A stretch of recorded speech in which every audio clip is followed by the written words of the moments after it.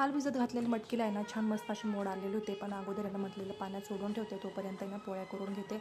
कारण की मटकीला आहे ना थोडासा वास सुटतो, आपण रात्रभर ठेवतो ना तिला भिजत, त्याच्यामुळे.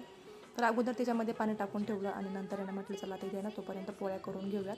पोळ्या वगैरे करून घेतल्या आणि लगेच मग मटकीची भाजी पण करून घ्यायची होती. मला थोडीशी रशाची करायची होती म्हणून.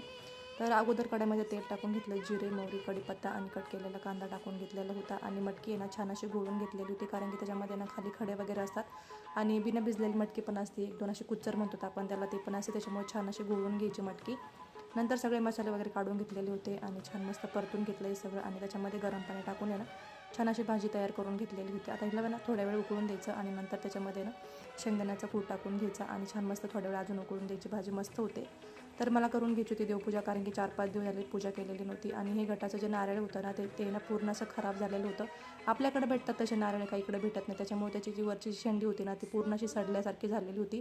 ते माझं संकल्पाचं नारळ होतं, पण आता मी ते चेंज करून घेतलं होतं. म्हटलं जाऊ दे आता, ही खराब झाले ते कसं देवघरात ठेवायला चांगलं वाटणार नाही, म्हणून मी ना चेंज करून घेतलेलं होतं. ते दुसरं नारळ घेऊन आले होते खालून. नंतर देवघरात आहे ना पूर्ण साफसफाई करून घेतलेली होती छान मस्त आणि नंतर छान अशी पूजा करून घेतलेली होती, गड पण स्थापन करून घेतलेला होता. आणि हे जे नारळ आहे ना ते आपण पाण्यामध्ये ठेवलं ना की त्याच्यावरची जी शेंडी आहे ना तिला आहे ना लगेच पाणी सुटल्यासारखं होतं, सडल्यासारखी होती आणि ते लगेच खराब होतं नारळ. म्हटलं तर कधी गावाकडे गेलं ना तिकून येतानाच नारळ घेऊन ये. चला तर व्हिडिओ इथेच एंड करते, बाय.